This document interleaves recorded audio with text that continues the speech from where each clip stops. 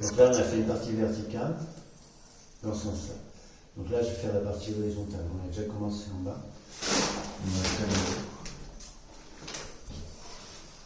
Donc c'est toujours pareil, c'est le même geste. Charger, couper.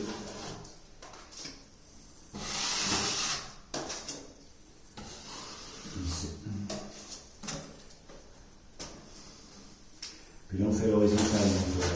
Donc, on commence en bas à gauche, toujours. Et donc, en revers. Charger. Couper. C'est pareil, je commence à 2 cm du mur, on va charger. À 2 cm à peu près. Et là, j'ai chargé ma lame, elle est propre, enfin plus ou moins. Et là, je vais chercher donc, plus dans l'angle. Parce que si je charge dans l'angle, je vais mettre trop d'enduit dans l'angle. Ça, je charge à 2 cm. Comme pour le dessus des plans.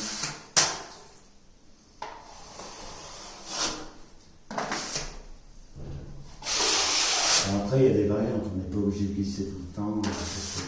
On peut changer l'angle aussi. Ça, c'est avec la pratique. En fonction du support, de la charge qu'on va mettre.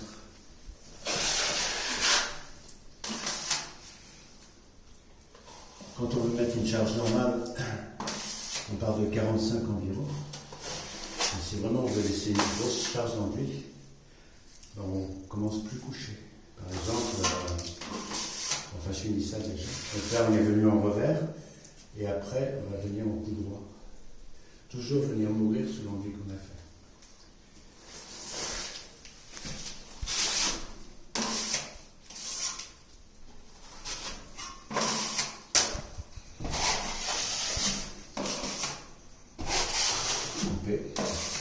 Ici,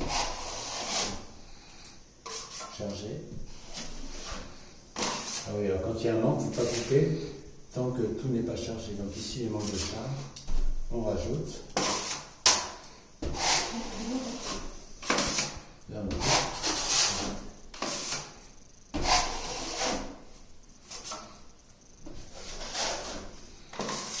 Il manque de charge. Je ne dirais pas que je fais exprès, mais c'est bien que je le sois comme ça. Donc je recharge juste les endroits où il faut. Là, tout est chargé. Tout est chargé. Donc je peux couper.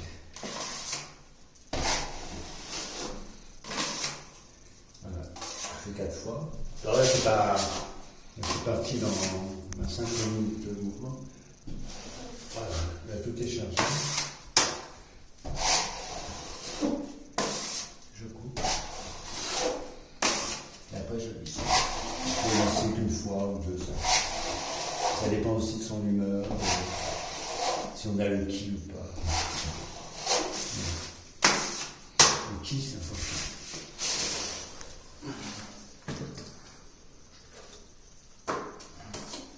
Pour le ki, je recommande une vidéo de Tsuda. Itsuo Tsuda. C'est très bien. Katsugon Undo. Je n'ai pas de conflit d'intérêt avec eux, mais c'est bien. Katsugon Undo.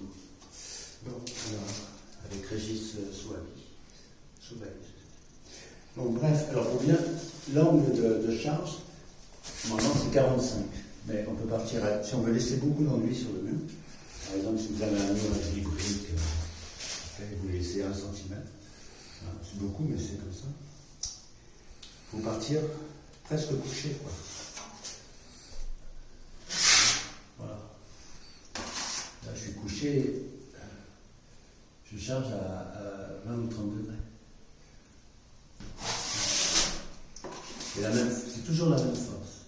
Toujours le geste avec la même force. Ce qui va enlever plus ou moins d'enduit, c'est pas d'appuyer plus ou moins fort, c'est de varier l'angle. C'est-à-dire si vous coupez par exemple, là j'ai bien chargé, si vous coupez à 20 degrés, il va rester beaucoup d'enduit. Voilà, j'ai coupé à 20 degrés. Si vous coupez pour la même charge, si vous coupez à 45, il va rester moins d'enduit. Et alors, si vous coupez à 80, beaucoup moins. C'est la même force, c'est juste l'angle qui varie. Je refais une démonstration pour ça. Alors là, on peut le faire aussi avec une lame. Avec la même lame.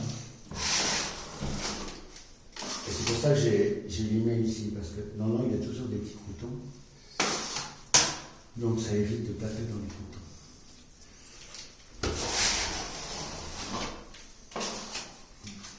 Et là, c'est pareil, je charge à 2 cm du mur.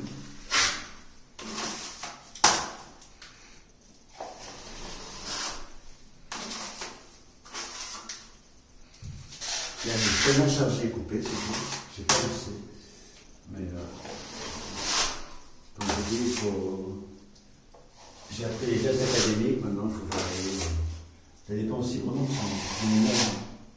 son énergie.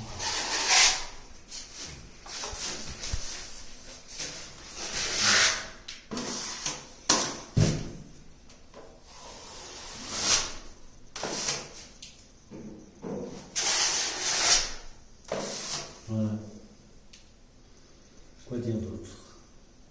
La javelisse.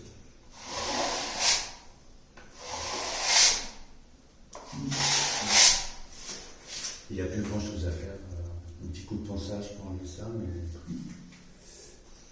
si vous finissez avec un enduit mixte, enfin genre Comus, il n'y en a pas besoin de poncer. Pas besoin de poncer. En fait, les peintres, c'est des grands feignants.